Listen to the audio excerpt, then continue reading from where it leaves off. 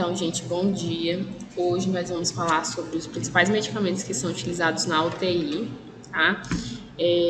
A gente vai dar uma ênfase às drogas vasoativas, que são aquelas drogas que atuam no endotélio vascular, tá? Ou seja, na artéria, ou seja, na veia.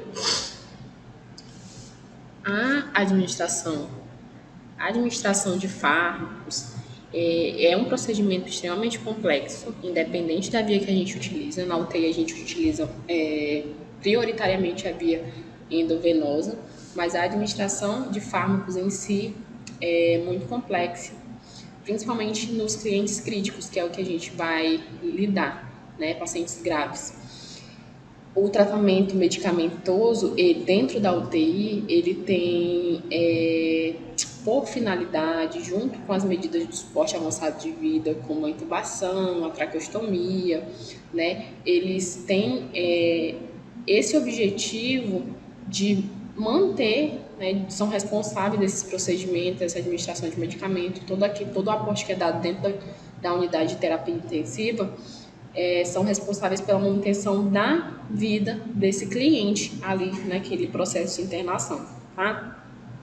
A gente já sabe que a administração de um medicamento, de um determinado medicamento, é acompanhado por uma série de efeitos, né? Sejam efeitos que já eram esperados ou efeitos adversos, né? Que podem dar fundamental importância para esse cliente, pode ser também prejudicial essa administração, dependendo, né, do efeito dose dependente, pode causar alguns efeitos adversos nesse paciente.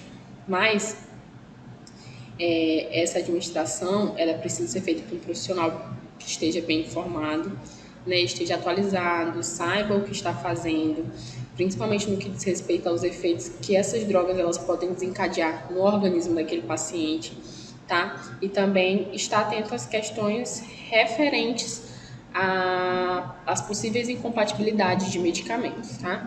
Então, dentro desse contexto, a gente vou apresentar os medicamentos que são mais utilizados dentro da UTI e quais são os objetivos, as funções dele, tá? E depois a gente vai falar sobre as drogas vasoativas. O primeiro medicamento, gente, que é muito utilizado principalmente na parada cardiorrespiratória, é a amiodarona.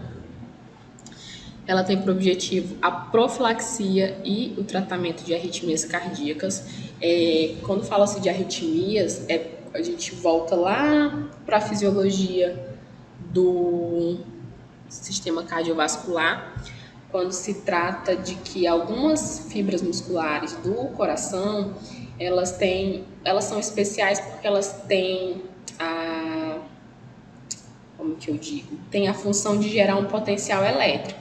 Quando essas fibras musculares elas geram esse potencial elétrico, é que acontece o batimento cardíaco, tá? Então, às vezes, quando tá tendo um problema, né, dentro dessa propagação desse potencial elétrico ali no coração, a gente diz que aquele paciente tem arritmia, né? Então, ele pode ter arritmia ventricular, pode ser ataque cardíaco, né, que o ventrículo ele fica batendo de forma muito rápida, então ele não se enche, então o débito desse paciente vai cair, provavelmente. Então é nesse sentido que a amiodarona ela é utilizada em arritmias ventriculares, tá? Para cessar mesmo, primeiro para profilaxia e para o tratamento dessas arritmias cardíacas. É um medicamento utilizado em RCP, tá? Nesse paciente, é sempre amiodarona, adrenalina, tá? Dentro das novas diretrizes. A amiodarona é um dos medicamentos. O midazolam, ele é um hipnótico, né? Um benzodiazepínico. Então, ele causa uma depressão no sistema nervoso central, ele causa uma sedação e uma amnésia pós-respiratória. Então, o midazolam, ele tem esse sentido mesmo de fazer essa sedação do paciente a curto prazo, tá? Então, ele causa uma depressão do sistema nervoso central e o paciente dorme, tá? Ele é um sedativo mesmo, um sedativo hipnótico, ele é da classe dos benzodiazepínicos, muito utilizado dentro da UTI, como a gente conhece, a gente fala até como dormonide mesmo, acaba nem chamando de midazolam e fica no carrinho de emergência. A maioria todas essas medicações, a não ser que sejam aquelas medicações de rotina, né, antibiótico, elas ficam dentro do carrinho de emergência. Principalmente midazolam, porque ele não pode estar ali na enfermaria, lá no posto de enfermagem, tendo muito acesso a todo mundo. Então, ela fica dentro do carrinho de emergência. Outro medicamento é o Propofol, tá? Ele causa um efeito de sedação também, ele causa essa depressão do sistema nervoso central, porque ele é similar ao benzodiazepínico, só que ele é um anestésico geral. Aí, dependendo da dose, né, ele é um anestésico, então, dependendo da dose, ele é utilizado também, a finalidade dele pode ocasionar também uma sedação desse paciente. Então, tudo depende da dose que vai ser administrada nesse paciente, mas ele é um anestésico geral, tá, gente? O fentanil, ele é um analgésico também, tá? Ele faz essa analgesia e essa indução anestésica, ele tem uma duração rápida, tá? A meia-vida do fentanil, e ele, só que a potência dele é 100 vezes maior que a da morfina em questão de analgesia, tá? Mas ele lembre-se que ele é analgésico que induz, né, faz essa indução anestésica nesses pacientes que estão, os pacientes geralmente que estão em intubação orotraqueal, eles estão com administração contínua por bomba de infusão de fentanil ou estão com propofol, tá? Eles estão com algum desses sedativos, algum desses hipnóticos, tá? O outro fármaco é a morfina, né? A morfina, a gente sabe que ela é um opioide, ela é um analgésico entorpecente forte, né? Então,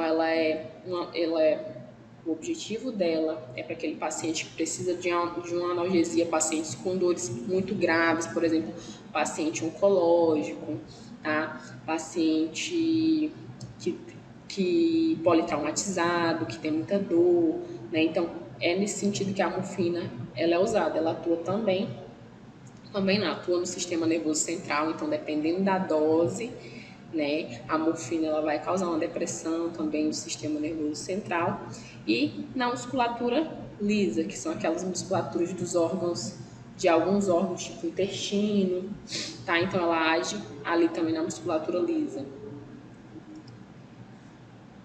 A heparina, ela é um anticoagulante, né? Ela é utilizada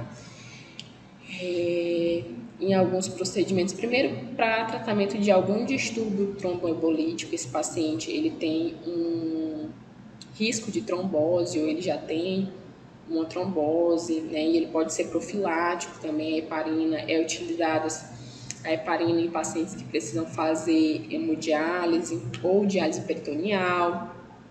Na verdade, diálise peritoneal, que é colocado a heparina dentro do dialisado para infundir nesse paciente. A heparina dentro da diálise peritoneal, ela tem o objetivo de evitar que o circuito do catéter ele fique com coágulo de sangue e obstrua, né? Então, a heparina, ela tem esse efeito anticoagulante. Então, quando a gente precisa fazer uma coleta de sangue, a gente faz a lavagem, né, da seringa com heparina, coloca um pouquinho de heparina, às vezes tem que levar, se não for algo que vai ser levado para o laboratório rápido, precisa se colocar heparina. No caso de gasometria, vai fazer coleta de sangue arterial desse paciente, a seringa tem que ter uma quantidade de heparina para não coagular, porque esse sangue, esse exame precisa ser lido, né?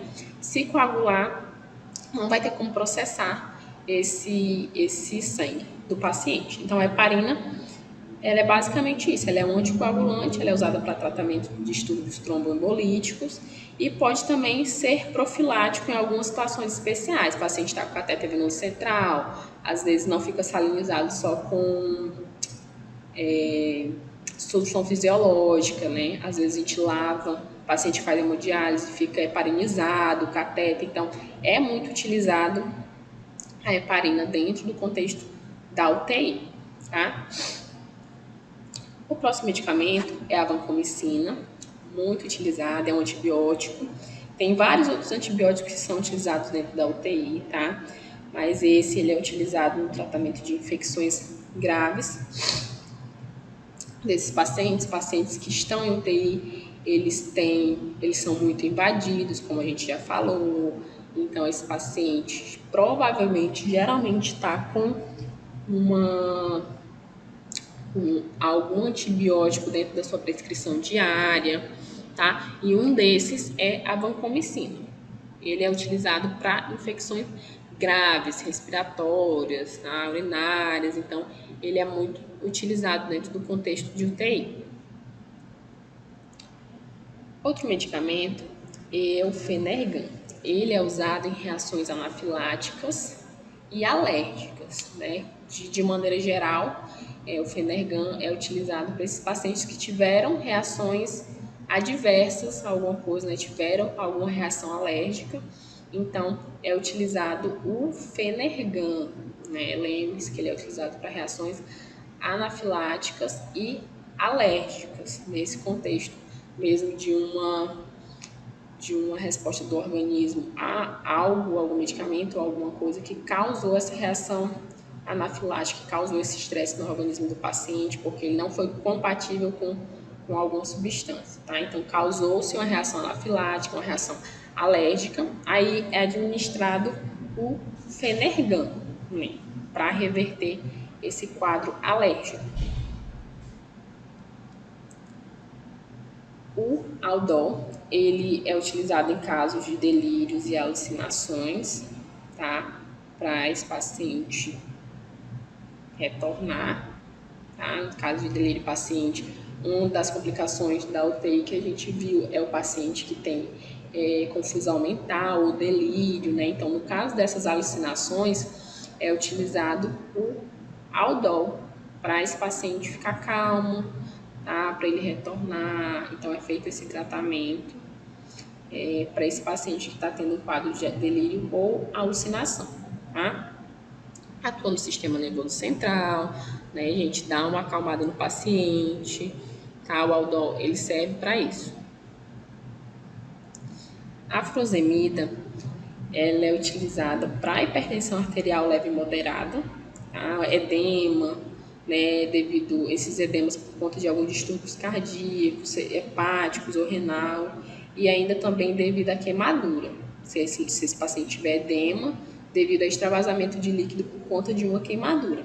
Então, ele é um diurético, né? Ele é muito utilizado no caso da hipertensão arterial, dentro do contexto do UTI. É muito utilizado, né, dentro, né, desse paciente, no contexto desse paciente que tem um quadro de hipertensão arterial.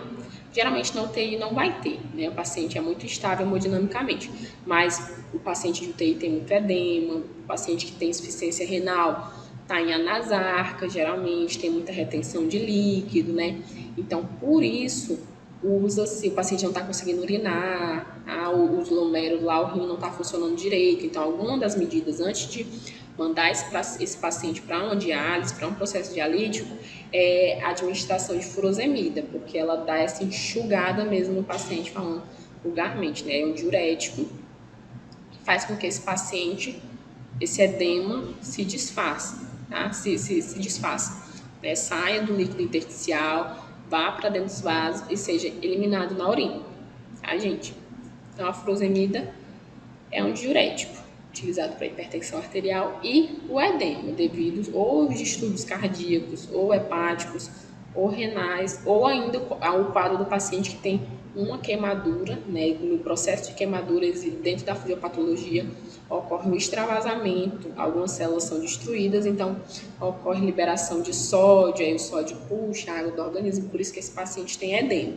Então, a furosemida é utilizada para secar, né? Falando de forma vulgar, para secar esse paciente, tá? A vitamina K, ela é utilizada no tratamento e na profilaxia de hemorragias, tá? Porque ela é um precursor da cascata de coagulação.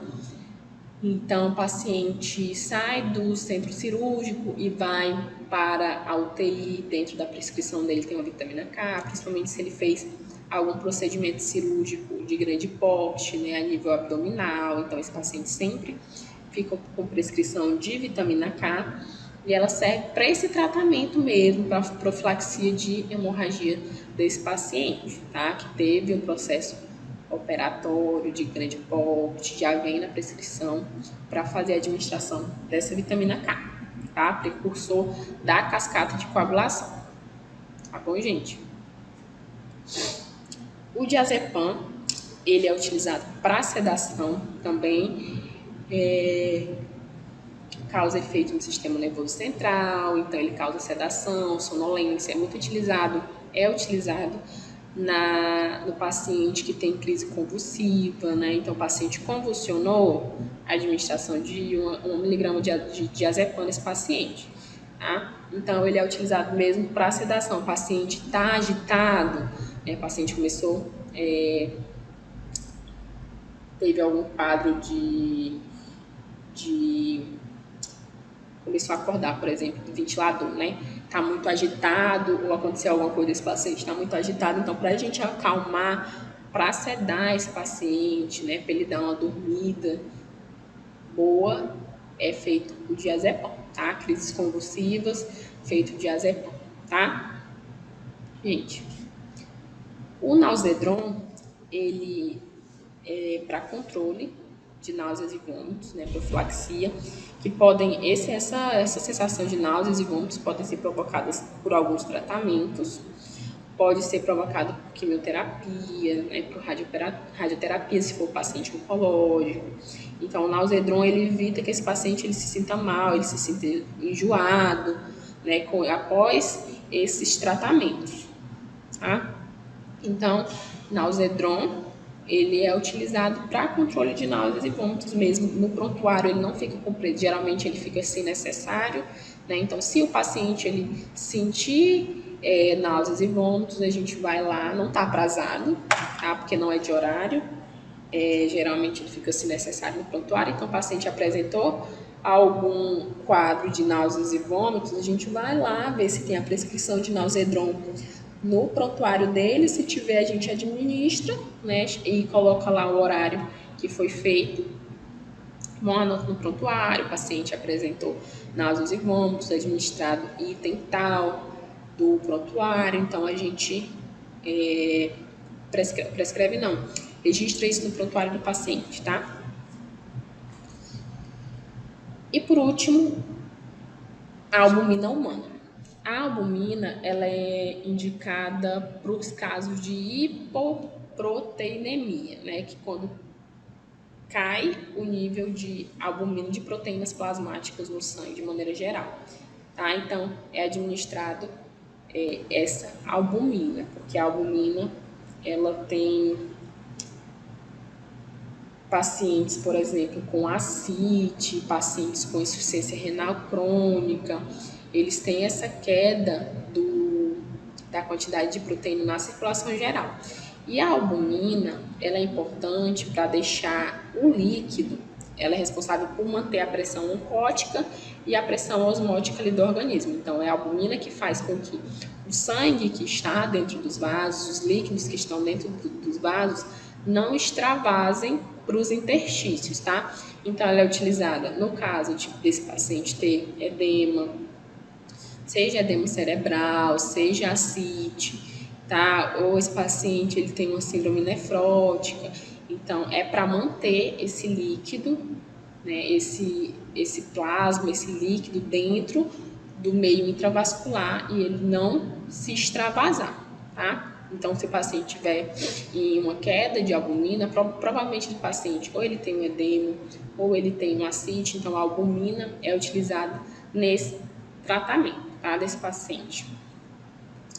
Gente, agora a gente vai entrar nas drogas vasoativas. Essas são claro que dentro da UTI são utilizadas muito mais drogas do que essas, principalmente sedativos, tá? Mas os mais utilizados são Propofol, diazepam, fentanil, que são os mais utilizados que vocês vão ver realmente esses pacientes dentro da UTI, tá? E a gente vai entrar nas drogas vasoativas. As drogas vasoativas, deixa eu só aproximar aqui.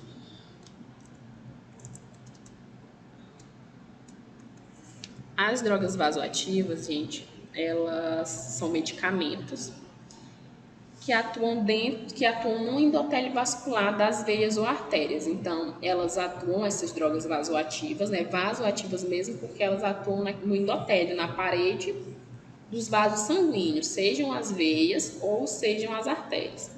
Então, essa atuação desses medicamentos causam alguns efeitos vasculares. Aí esses efeitos, eles podem acontecer em alguns níveis, né? Pode ser efeitos periféricos, na circulação periféricas, efeito cardíaco ou efeitos pulmonares, tá?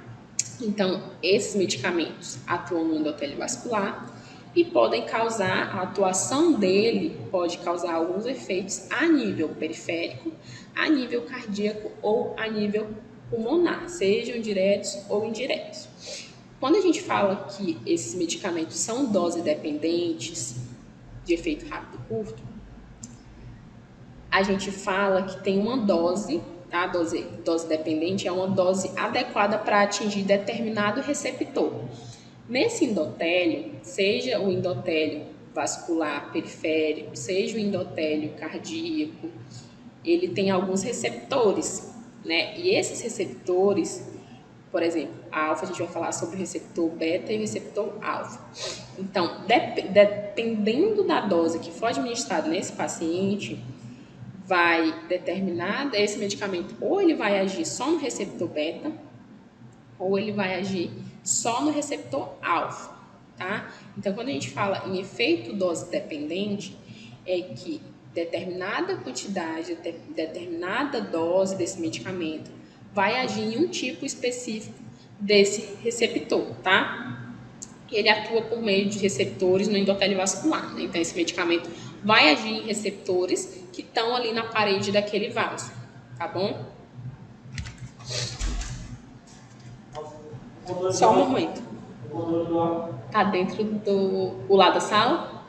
Tá dentro da minha gaveta, mas minha chave tá aqui. Pode pegar do lado do... desse do lado, de fora. É um chave.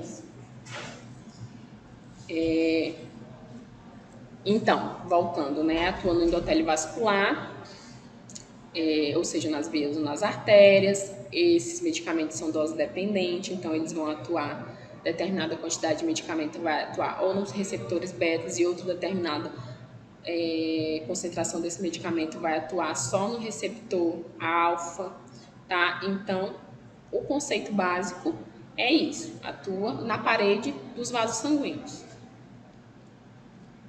Deixa eu...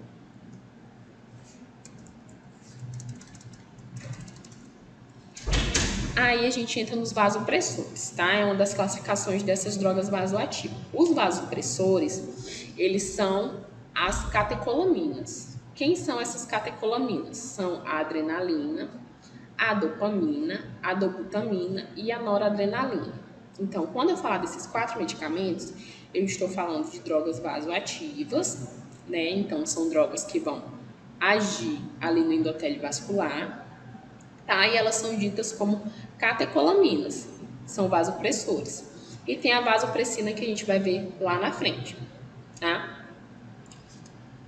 Quando a gente fala das catecolaminas, a gente, que são a adrenalina, a dopamina, a dobutamina e a noradrenalina, a gente entende que elas vão ser recebidas, tá? Essas drogas, por alguns receptores adrenérgicos, que são o alfa, o beta e o dopaminérgicos. Então, esses receptores vão estar ali naquele endotélio daquele vaso e é ele que vai receber aquela droga, tá?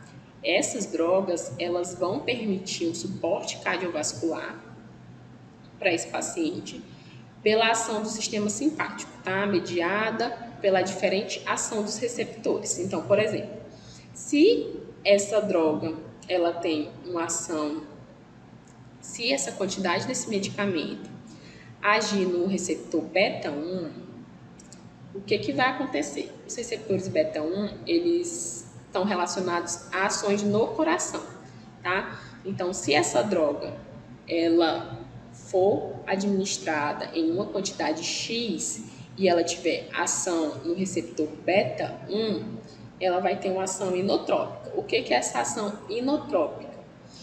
É o aumento da força de contração do coração, tá? Que geralmente aumenta o nível de cálcio intracelular do miocárdio. Mas basicamente o que vocês precisam entender é que quando essa catecolamina, seja a adrenalina, a dopamina, a dobuta ou a noradrenalina, elas têm uma ação inotrópica, elas vão aumentar a força de contração do coração.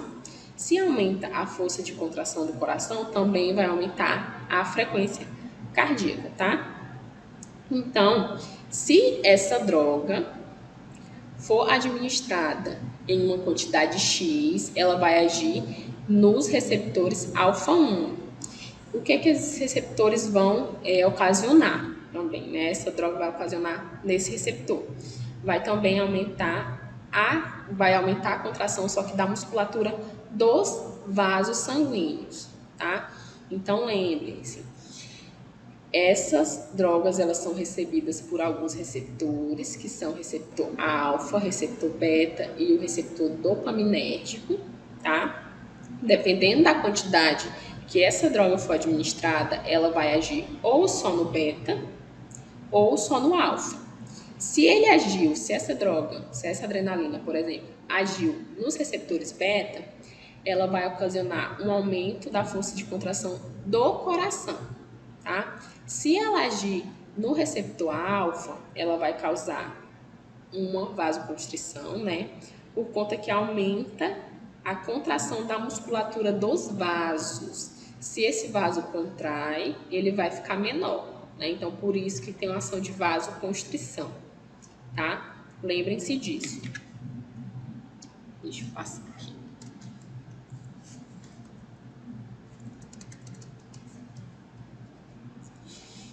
Os receptores, só para a gente entender aqui em relação aos receptores. Quando nós falamos do receptor alfa, alfa-1 adrenérgico, a gente está falando que esse receptor vai estar ali naqueles vasos, né, e vai ocasionar uma ação específica ao nível de rim, pele e mesentério, né? Não é no coração, é o beta que tem uma ação na musculatura do coração, lá no miocárdio. O receptor alfa não, o receptor alfa ele vai ter no endotélio vascular de alguns vasos sanguíneos, né? Aí esses vasos sanguíneos vão fazer vasoconstrição. Se ele faz vasoconstrição, a perfusão da pele, do rim e do mesentério ficam comprometidas. Então, quando esse receptor alfa ele é ativado, digamos assim, ele causa uma vasoconstrição que vai diminuir o fluxo sanguíneo para a pele, para o rim e para o mesentério, então vai desencadear uma série de reações, né? O rim, ele precisa de suporte de fluxo sanguíneo para funcionar, a pele também, o mesentério também, tá?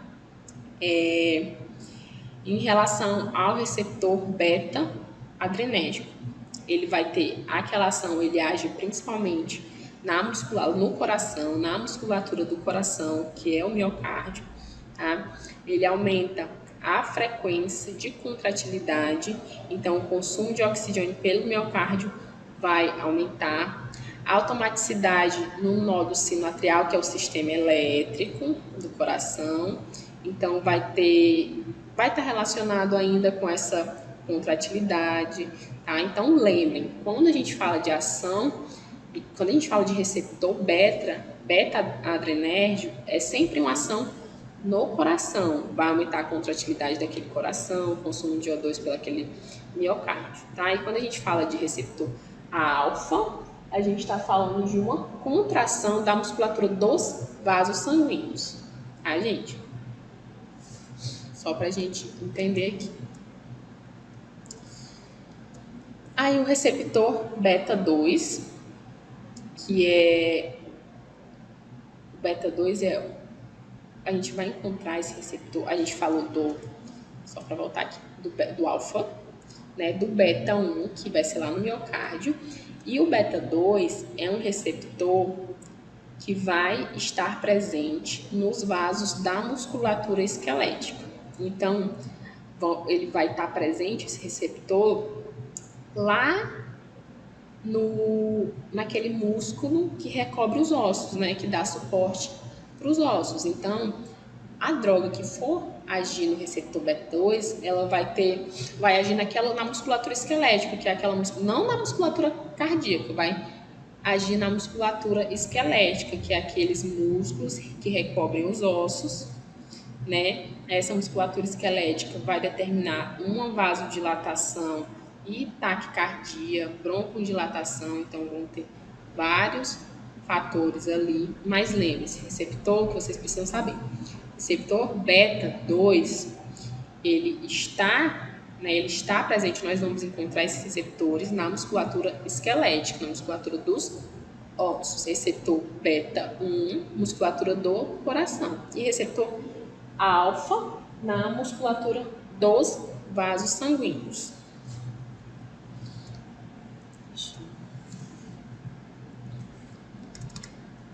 Aí a gente entra aqui na adrenalina para a gente entender os efeitos, tá? Nós vimos que as drogas vasoativas, elas são divididas entre catecolaminas, né, que são adrenalina, dopamina, noradrenalina, tá?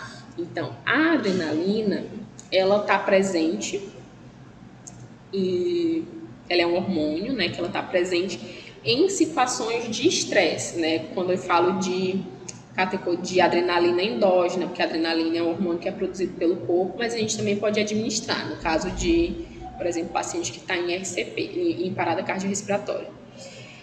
Mas aqui a adrenalina, ela é um hormônio do estresse, então sempre que você toma um susto, né, você tem um aumento, você percebe que quando você tem um susto, acontece com você algo que você não espera, você tem um aumento, tem uma palpitação, né? Tem alteração da frequência cardíaca. É justamente por conta dessa adrenalina, desse hormônio que foi liberado nesse estresse e ele agiu lá na musculatura, né, se teve efeito cardíaco, lá na musculatura do coração, do miocárdio. Então, agiu sobre os receptores beta-adrenérgicos, tá?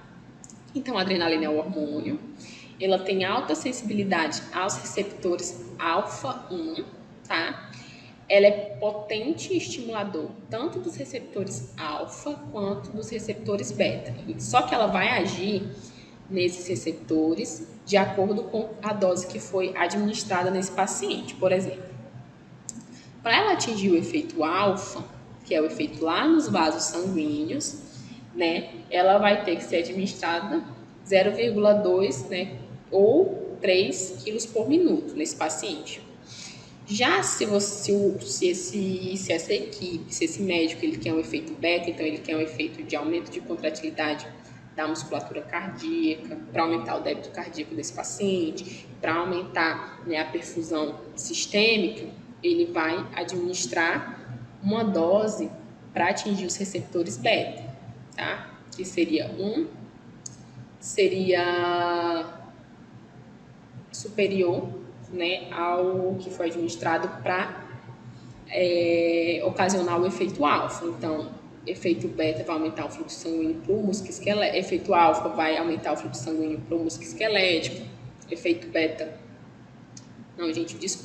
efeito alfa vasos sanguíneos, efeito beta 1 musculatura cardíaca e efeito beta 2 aumento do fluxo para o músculo esquelético. Então, são lá para os ossos. Então, tudo vai depender, essa ação da adrenalina no nosso organismo vai depender desse efeito dose dependente. Se o médico vai querer um efeito só na musculatura, só nos vasos sanguíneos, ele vai administrar tanto de medicamento. Se ele quer um efeito lá de aumento de contratilidade cardíaca, né, ou uma ação na musculatura esquelética, ele vai administrar outra quantidade desse medicamento, tá?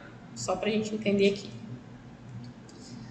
A adrenalina, ela tem um mecanismo, a principal função dela, né, é fazer essa elevação da pressão arterial, tá?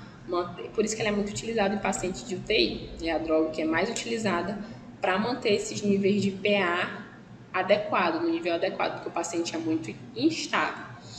Então, como que acontece essa elevação dessa pressão arterial? Acontece uma vasoconstrição dos leitos vasculares, né? Então, tem uma vasoconstrição ao nível de pele, mucosa e rim, mais acentuada uma constrição venosa. Então, por conta dessa vasoconstrição, se eu entendo que o vaso constringe esse vaso, né?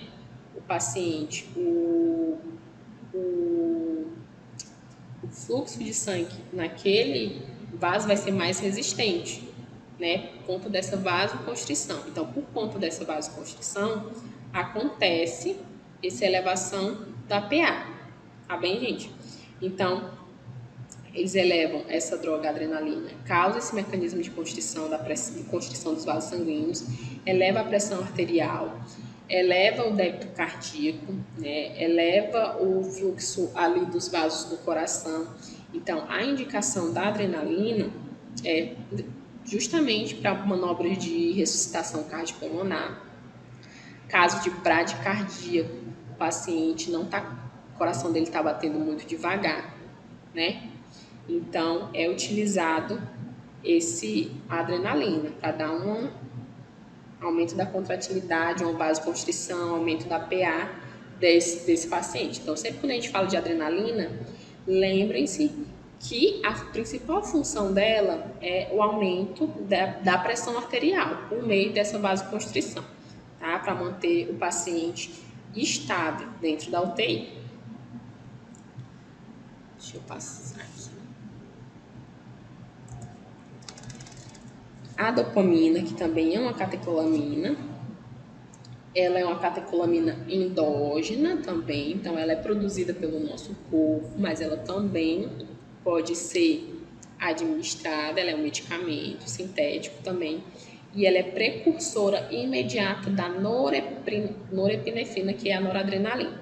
Então, a dopamina é como se ela anunciasse, né, ela vem antes da noradrenalina. Tá? Vem dopamina e depois vem noradrenalina, e ambas são catecolaminas, ambas são drogas vasoativas, ambas vão ocasionar efeitos no sistema vascular, sistema cardíaco, né? Cardiovascular de uma maneira geral. Tá? Então, as baixas doses da dopamina causam o quê? Aumento da taxa de filtração glomerular, fluxo renal e excreção de sódio com consequente aumento do débito urinário. Então, se ela ocasiona um aumento da taxa de filtração glomerular lá no rim, né? Aumento do fluxo renal, então passa mais sangue nesse rim, e aumento da excreção de sódio com consequente aumento do débito urinário. Então, a gente, quanto equipe de enfermagem, tem que estar atenta a essa supervisão do balanço hídrico, porque a gente já entendeu que a dopamina, esse paciente está com prescrição de dopamina, tá com dopamina, né, na bomba de infusão, então vai ocasionar um efeito ali no rim, né, no fluxo renal, na taxa de filtração glomerular. Então a gente observa esse balanço hídrico do paciente, tá? A gente vai ter com a dopamina alguns efeitos semelhantes de quando a gente utiliza a noradrenalina, né, que é a adrenalina, ou a noradrenalina. Então, vai ter um aumento, efeito semelhante no tratamento do choque séptico, por exemplo. Quando acontece um choque séptico, esse paciente ele tem uma vasodilatação, então tem extravasamento de líquido. Então, a nora e a dopamina, elas têm efeitos semelhantes nesse tratamento do choque por causar essa vasoconstrição, tá? Nesse paciente. Lembrem-se sempre que eles atuam nos vasos, então eles vão ter sempre, né, são vasopressores, então sempre ter essa ação de vasoconstrição para algum lugar, às vezes vasoconstringe em um lugar e causa, né, uma isquemia em outro lugar, mas sempre lembrem-se que eles são vasoconstritores, tá? Então, baixas doses da dopamina ocasionam aumento da taxa de filtração glomerular, fluxo renal também e excreção de sódio. Então, a equipe tem que supervisionar bem esse balanço hídrico, porque o paciente não pode liberar, digamos assim, muita urina, né? Ele tem que urinar uma quantidade X durante o dia. Então, ele não pode urinar nem muito mais, nem muito menos. Então, por conta da dopamina, isso pode acontecer. Então, a gente tem que ficar atento em doses baixas.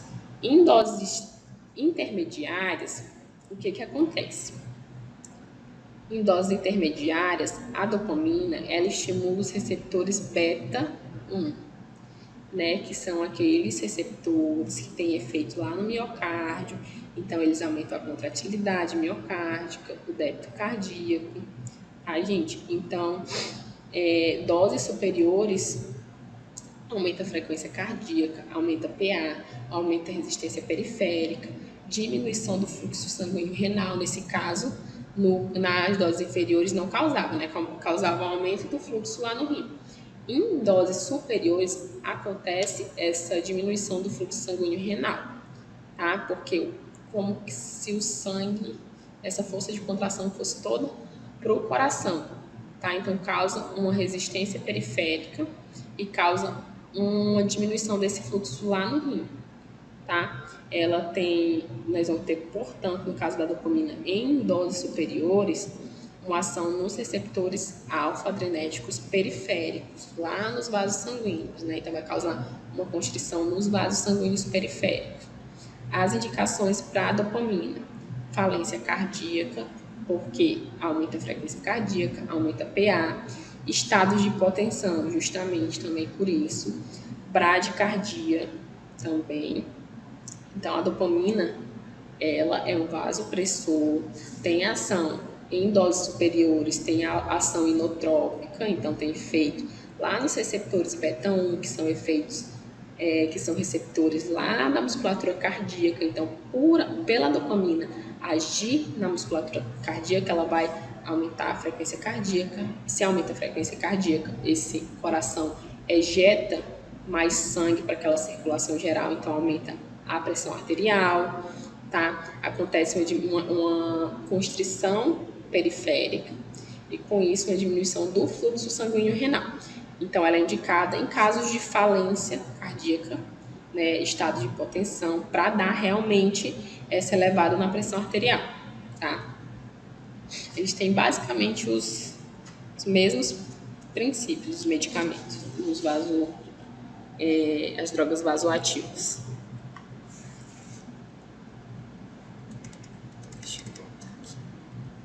A dobutamina, ela também tem ação inotrópica, então ela vai agir lá no coração, né? Lá no coração vai aumentar a contratilidade e ela tem um efeito arritmogênico, que ela vai atuar também nesses pacientes que tem não só na musculatura, mas na questão da parte elétrica do coração, né? Nódulo sinoatrial, nesse potencial elétrico que precisa ser gerado no coração para que ele se contraia. Então, o paciente apresentou arritmia cardíaca, então pode ser utilizado a dobuta. Tem interação com os receptores alfa, né, lá nos vasos sanguíneos periféricos, e também tem atuação nos receptores beta-adrenérgicos, então age também no coração, por isso que tem ação inotrópica, né? Mecanismo de ação: estimulação dos receptores beta-1. O mecanismo de ação principal dela é essa ação nos receptores do coração. Então, ela é indicada para aumentar a contratilidade cardíaca e contratilidade miocárdica, aumentar o débito cardíaco sem afetar a resistência vascular sistêmica. Então, não acontece aquela vasoconstrição lá na periferia, igual acontecia com a dopamina, tá? Na dobuta não. A dobuta aumenta a contratilidade miocárdica, mas sem afetar a resistência vascular sistêmica. Esse coração aumenta a contratilidade, mas não tem vasoconstrição, tá? Aumenta-se a contratilidade, o débito cardíaco, tá? A frequência desse coração. Ela é indicada por baixo débito cardíaco, né? Falência cardíaca, choque cardiogênico, esse coração não está conseguindo funcionar direito, ou algum tipo de disfunção miocárdica, é utilizado a dopamina, tá? A dobuta, ela em doses superiores, né, a 30 né, por quilo por minuto, favorecem o aparecimento de arritmias cardíacas. Então, tem que ter uma dose, né, tem que tomar muito cuidado com isso. Se a dose desse paciente aumentou, né, ele tem que estar monitorado hemodinamicamente. O paciente UTI sempre está, né, para a gente ver se ele não tem alguma arritmia. Então, no caso da dobuta e noradrenalina, né, a gente fica atento se a dose desse paciente aumentou, fica atento a esse paciente, se ele não vai apresentar algum tipo de arritmia cardíaca, tá? Porque tem um nível, né, específico para cada paciente de dose. Elas promovem o aumento do consumo de oxigênio pelo miocárdio. Sim, então esse paciente tem que estar monitorizado sempre, o paciente grave sempre está, né? A noradrenalina tem um efeito nos receptores alfa e beta, então ocasiona vasoconstrição periférica, vasoconstrição renal, esplênica e cutânea. Então, ao passo que a noradrenalina ela tem um efeito cardíaco, ela causa essa vasoconstrição periférica, que a gente já falou, né? Só que como ela causa esse efeito de vasoconstrição periférica, principalmente quando a gente fala de rim, a gente tem que estar atento à função renal desse paciente. Então, aos exames, né, aos níveis de ureia e creatinina, porque se chega pouco fluxo sanguíneo para aquele rim por conta dessa administração de drogas, esse paciente pode desenvolver uma insuficiência renal aguda, tá?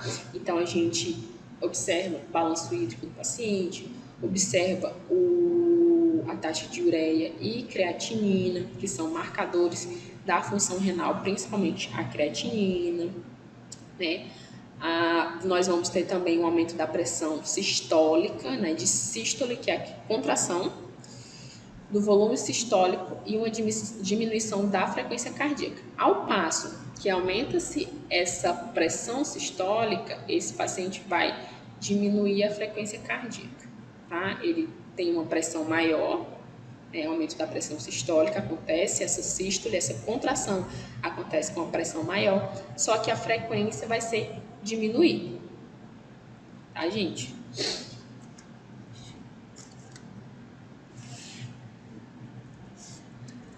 Aí a gente falou dos vasopressores, que são noradrenalina, adrenalina, dopamina, dobuta.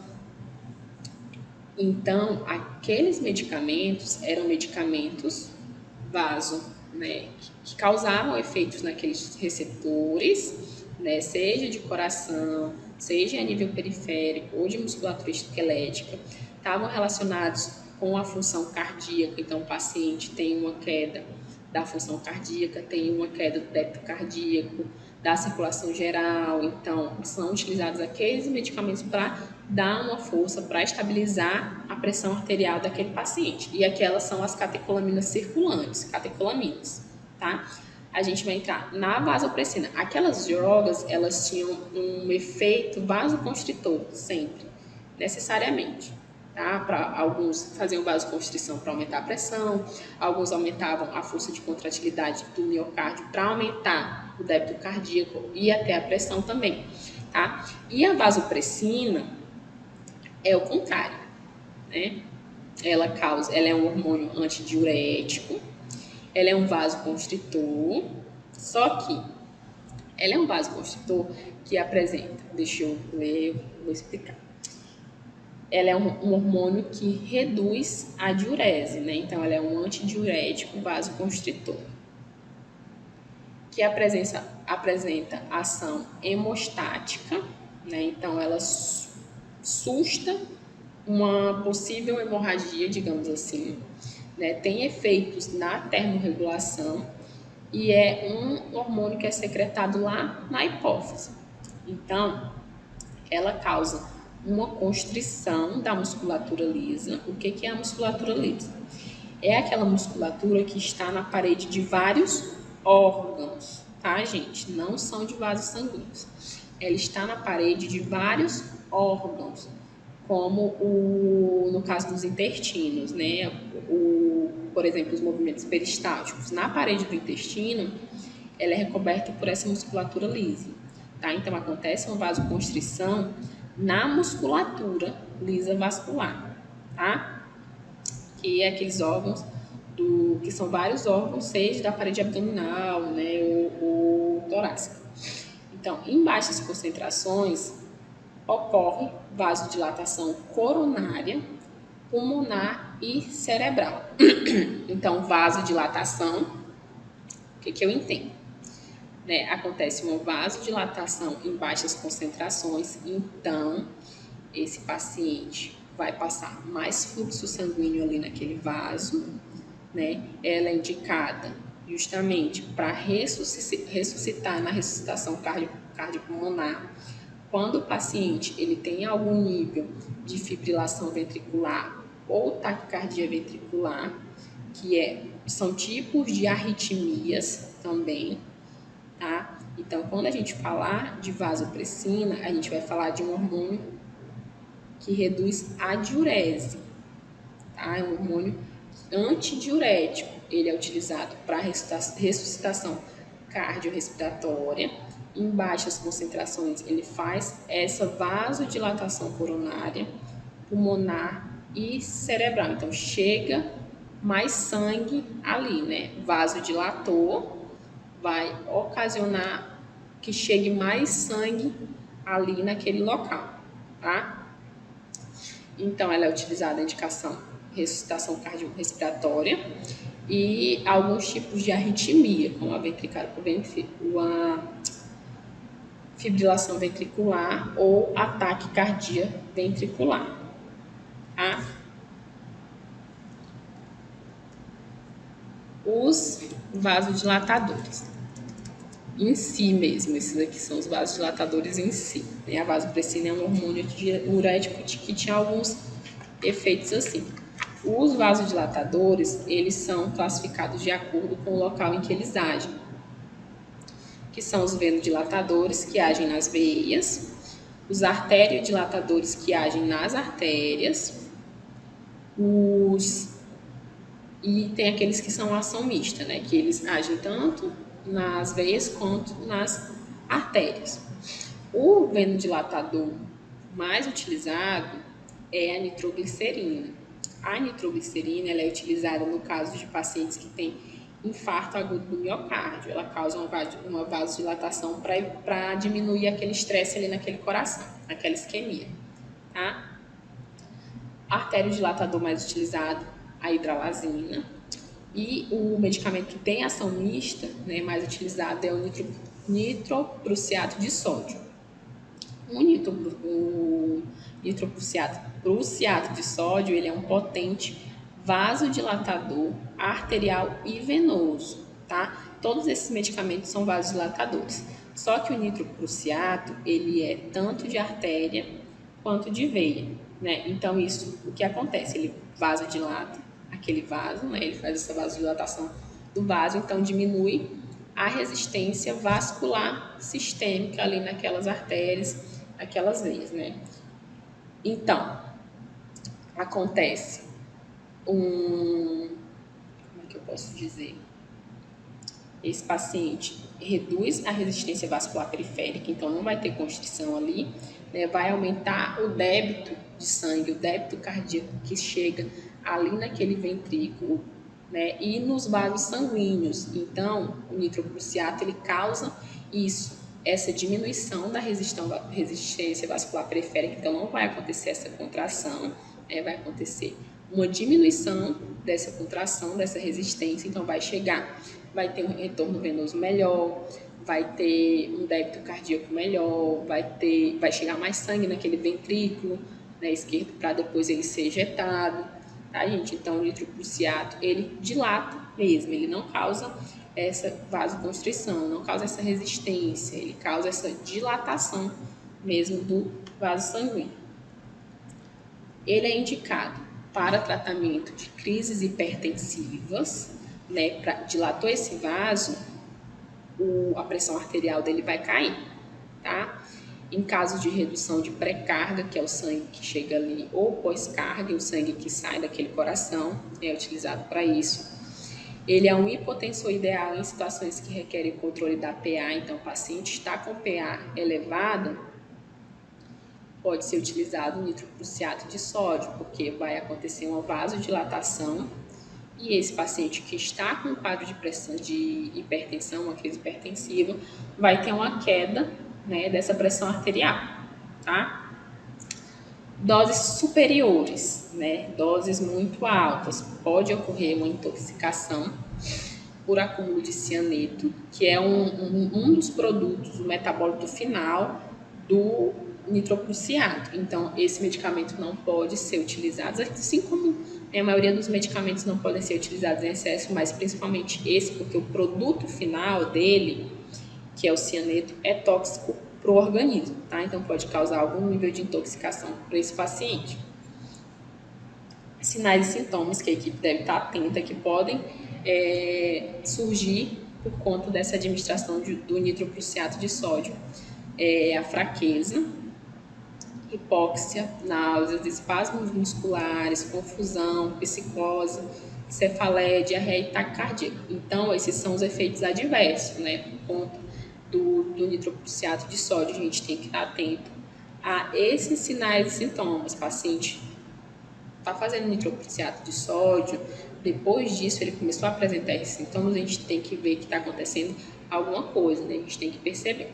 Então, nitroprusiato de sódio é utilizado no tratamento, principalmente das crises hipertensivas, por fazer essa dilatação, tá, dos vasos sanguíneos, diminuir essa resistência periférica, tá bom?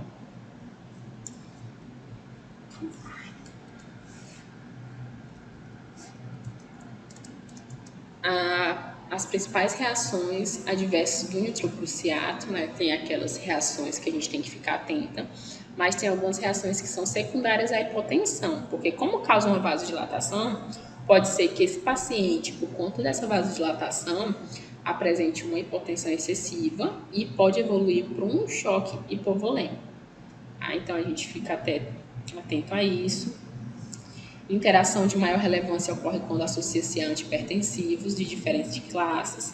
Então, tem algumas interações quando é feita a associação com um antihipertensivo, tá? De qualquer classe, de diferentes classes. Então, você imagina, você já faz, o paciente já toma um antihipertensivo, né? E ainda faz-se um nitroprusiato ou uma nitroglicerina, né? Um vasodilatador de maneira geral.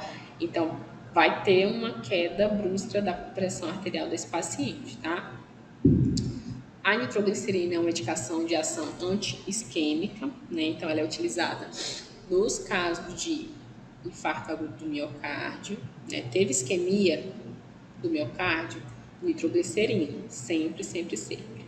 Efeito principal dela é vasodilatação, porque ela é um vasodilatador, que resulta na ação direta da musculatura lisa vascular, lá nos vasos sanguíneos, né? Então, se ela age nos vasos sanguíneos, esse sangue, essa demanda de oxigênio do miocárdio vai diminuir, né? Em decorrência desse fluxo sanguíneo que está chegando lá no coração, na pré e na pós-carga.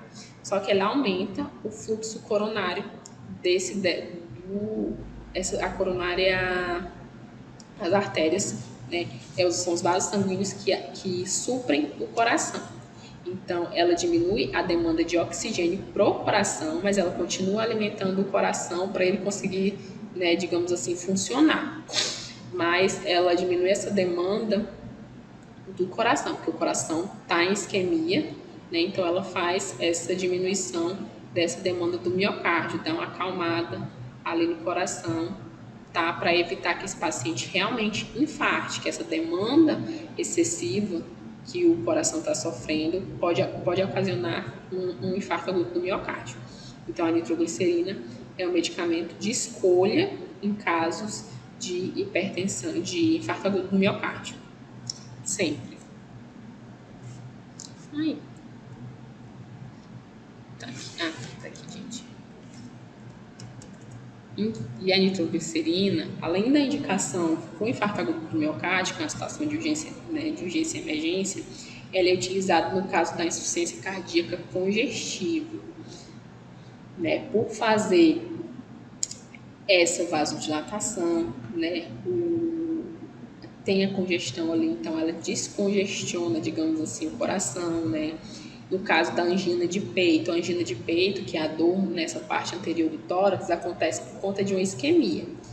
Então, ela entra nessa profilaxia, está tendo uma isquemia ali naquele local, é administrado a nitroglicerina para profilaxia e alívio, porque faz essa dilatação, e essa angina, essa dor, ela é ocasionada por conta da isquemia, então a nitroglicerina vai diminuir essa isquemia para o miocárdio.